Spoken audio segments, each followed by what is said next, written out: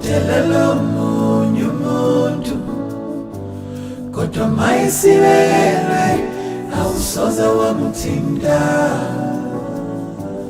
Awuhambe kulula ukudelela omunye umuntu, kodwa mayisibelwe awusoze wamthinta.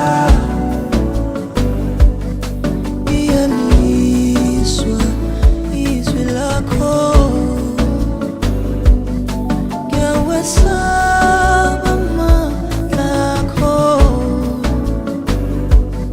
liyangikhenteza ihubo lakho,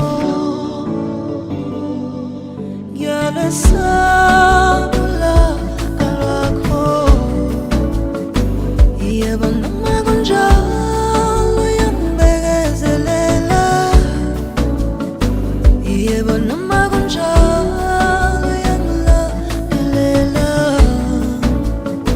yebo noma kunjalo uyangibhekezelela,